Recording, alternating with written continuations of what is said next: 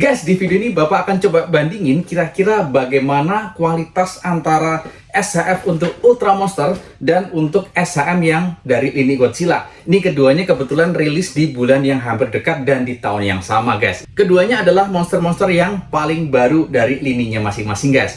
Kita akan cek perbandingannya seperti apa karena masih banyak di antara kita yang penasaran ya. Apa sih bedanya SHM dengan SHF, guys ya? Nah, kalau kalian pengen tahu detailnya seperti apa, tetap di Kelvin Channel.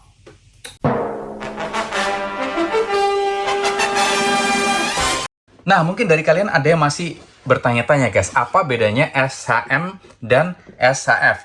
Keduanya itu dari pabrik yang sama tuh. Kita cek ya, Bandai Namco, Bandai Namco. Jadi ujung-ujungnya duitnya masuk ke perusahaan yang sama, guys. Terus bedanya apa? Kalau SS Monster Art, kependekan dari Simple Heroic Monster Art, awalnya dia didedikasikan untuk merilis figur-figur yang bertema monster, guys. Kemudian untuk yang SS Figuarts itu adalah didedikasikan untuk figur-figur yang bentuknya pahlawan dan biasanya seperti manusia. Walaupun pada kenyataannya keduanya sama-sama sekarang sama-sama nggak jelas, guys, sama-sama kanibal. Ya, mereka bisa secara random merilis figur sesuka mereka, guys. Itulah Bandai. Ini dia, guys, kedua dari box art SHM dan SHF Monster, guys. Kalau kita perhatikan dari ketebalannya, kedua box ini dia memiliki gram yang sama, guys. Ya, gramnya sama. Jadi untuk kemasannya ini sama saja. Ini bedanya cuma untuk Space Godzilla ini dia adalah premium Bandai, jadi dia tanpa jendela. Untuk yang Red King ini adalah versi reguler, jadi dia ada jendelanya, guys. Langsung saja kita cek figurnya. Nah, ini dia, guys, penampakan dari kedua figur SHM versus SHF, guys. Kalau dipegang, ya ini memang karena dari size-nya untuk Space Godzilla dia terkesan lebih gede, lebih bulky, maka dia lebih berat untuk ininya, guys ya, untuk figurnya dibandingkan yang SHF Red King. Ini rasanya enteng, kalau yang ini rasanya berat banget, guys. Nah, keduanya sama-sama rilisan baru. Memang untuk Space Godzilla sudah pernah dirilis beberapa tahun yang lalu, tapi di sini sudah ada beberapa improvement, terutama di pewarnaan dan artikulasinya lebih tidak gampang copot. Jadi keduanya relatif baru dan rilis di tahun yang sama, guys.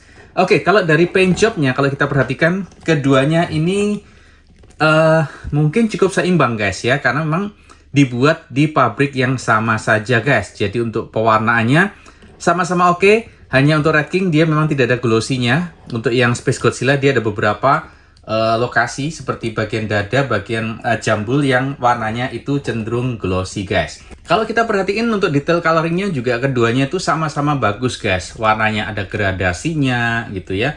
Untuk yang Space Godzilla ini ekstrim, dia ada warna pinknya ya. Jadi untuk pewarnaannya keduanya ini relatif bisa dikatakan cukup detail dan bagus, guys.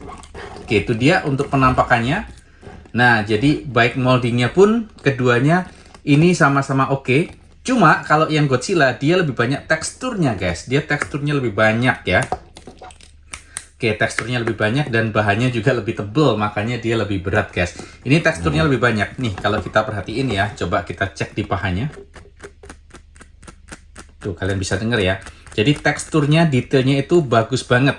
Kalau yang untuk Red King ini dia lebih less detail, karena memang di figurnya, di live actionnya juga dia less detail. Tapi tetap ada tekstur-teksturnya, guys. Jadi baik dari teksturnya, keduanya oke banget, guys. Dari moldingnya, juga dari paint jobnya, keduanya oke, guys. Nah, terus kita akan cek di bagian yang kedua, kita cek paling gampang tingginya, guys ya. Nah, untuk tingginya. Untuk tingginya ini kira-kira ya seimbang sih, guys ya. Karena memang mereka itu live action yang isi dari kostum ini adalah manusia. Jadi size-nya mirip-mirip, guys, cukup seimbang, dapat dibandingkan dan bisa di foto-foto bareng. Nah, itu dia untuk tingginya, guys. Yang menarik dari Godzilla itu adalah ekornya selalu panjang. Nah, untuk kakinya Ultraman, yang ekornya over panjang belum dibuat action figurnya. Nah, seperti ini, guys. Ya, ekornya khasnya itu panjang. Jadi secara material, untuk Godzilla dia menggunakan lebih banyak bahan dibandingkan Kaiju Ultraman yang sudah pernah rilis, guys. Ini bagian yang menarik yang ketiga, yaitu artikulasinya seperti apa, guys. Kita akan coba cek artikulasinya dari mana? Dari Red King dulu, guys. Nah, di sini titik artikulasinya banyak.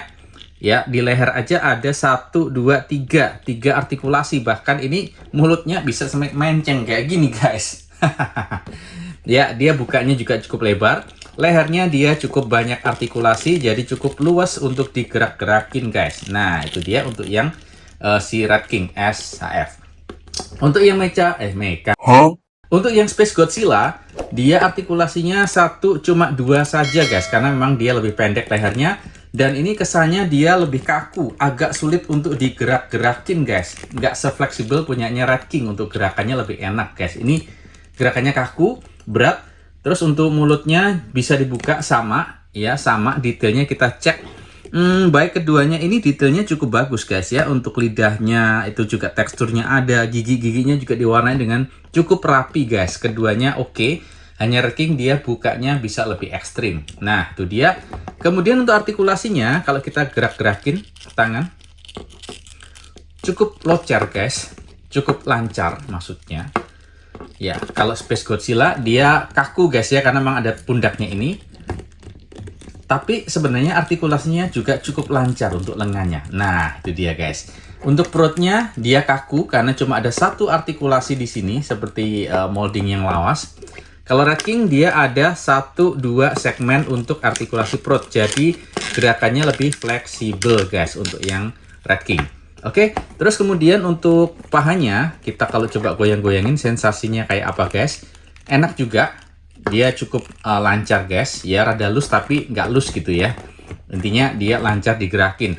Red King pun sama. Nah kesannya sama, cuma dia artikulasinya memang lebih improve ya. Kalau kita lihat, dia bisa sampai ditarik kayak gini guys. Tuh kayak Ultra X ya. Bisa ditarik dis gini. Jadi dia kakinya bisa lebih jangkauannya luas. Ya, dia bisa split guys. Kayak gini ya. Kalau SHM ini kayaknya nggak ada yang bisa split ya. Nah, itu dia. Jadi dia splitnya cuma segini. Nggak bisa maksimal. Nah, ini yang menarik bagian ekor. Ini biasanya banyak trouble di Godzilla guys. Ekornya itu katanya gampang lepas artikulasinya. Kita tes guys. Fleksibelnya oke. Ya, ini oke untuk keluaran yang Space Godzilla oke. Ini sampai kayak gini guys. Jadi ekornya aman. Oh, bagian sini guys, yang bagian sini dia gampang lepas ya. Ini kegeser dikit, dia sudah langsung copot. Tapi masangnya juga gampang. Nah, karena memang segmennya banyak banget, jadi kalau kita terlalu ekstrim dia akan lepas. Beda dengan Red King yang ekornya cuma segini doang, kayak ekornya tokek ya guys ya. Nah, dia relatif lebih strong, nggak gampang lepas karena memang ekornya lebih pendek. Nah, itu yang bikin ekornya Godzilla gampang lepas ya, karena memang dia segmennya banyak dan ekornya panjang banget. Nah, itu dia perbandingan battle antara SHM dan SHF Monster. Kalau dari aspek harga, sementara untuk lini Godzilla ini relatif dia lebih mahal daripada lini dari SHF untuk Ultraman Monster guys.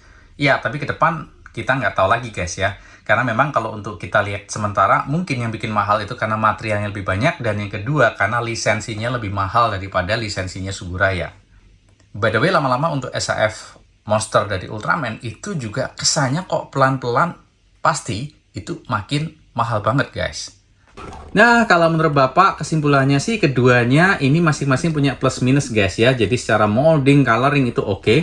Tinggal yang bedain di artikulasinya guys. Sepertinya untuk yang monsternya Ultraman ini dia artikulasinya lebih fleksibel daripada beberapa produk dari SHM untuk yang Godzilla. Itu menurut Bapak guys. Mungkin ada produk SHM yang lain yang Bapak belum pernah review dan lebih fleksibel juga ya. Nah, ini dia perbandingannya. Ya, tetap support Kevin Channel dengan cara like dan subscribe Kelvin Channel.